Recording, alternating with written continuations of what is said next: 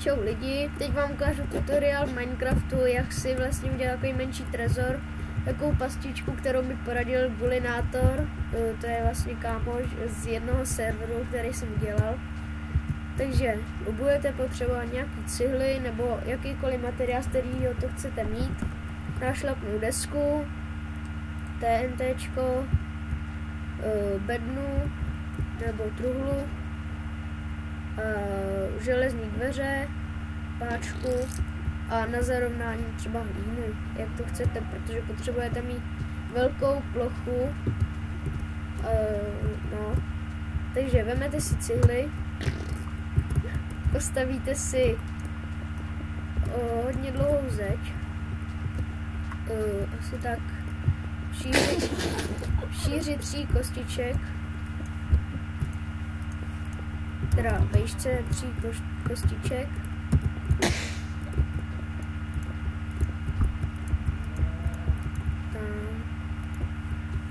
Děláte ještě jednou vedle sebe.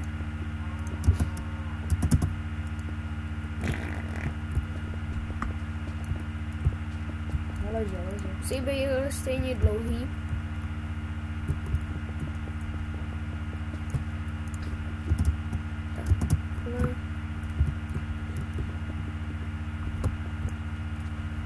Tak, teďka ještě k tomu děláte takovou střechu, propojíte to normálně ze zadu a ze předu, aby tam nebylo jen tak jako vidět, když se podíváte skrz ty dveře. Podíváte ze střechu. Tak a teď tady, tohle si uděláte několikrát, to pak udělám. Teďka si vykopete 3 kostičky a z těch 3 kostiček jedete pořád vlastně dolů, jak hluboký to chcete mít vy, jo. No, já to mám zrovna vodu, a to nevadí. No, tak třeba takhle. A když tam nemáte vodu, tak je samozřejmě lepší, že ty TNTčka nebuchnou pod vodou. No. Nemusí být tyhle díry, hlavně je důležité, že nemusí být stejně hluboký.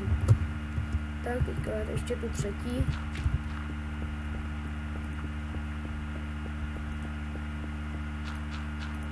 Tak. Ještě jsem zapomněla, potřebujete štěrk. Tak, ten nahradím tadyhle tou nášlapnou deskou druhou. Tak. Uděláte si tady takovou kapsu jakoby, nebo uděláte si ještě sem jednu kostičku. A to samý to už tady máte vlastně. A teď si sem dáte TNTčka. Na to si dáte štěrk. A vlastně celou podlahu si uděláte ze štěrku. Což vám nepůjde. To nevadí. Ale musí být vlastně důležitý ze stejného materiálu, jinak by to bylo hnedka poznat, že to je prostě nějaká blbost. Tak, teďka si vezmete dveře, dáte si vedle páčku, nebo můžete tam dát i nášlapnou desku.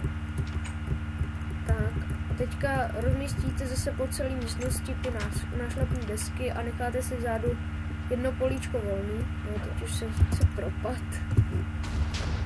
To je mojí pastí. Tak.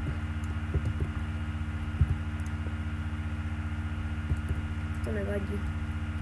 Tak sem dáte truhlu. A tady dáte ty TNTčka. Na ně dáte ten štěrk. A na to ty nášlapný desky zase. Tak. A teďka vlastně už to je hotový.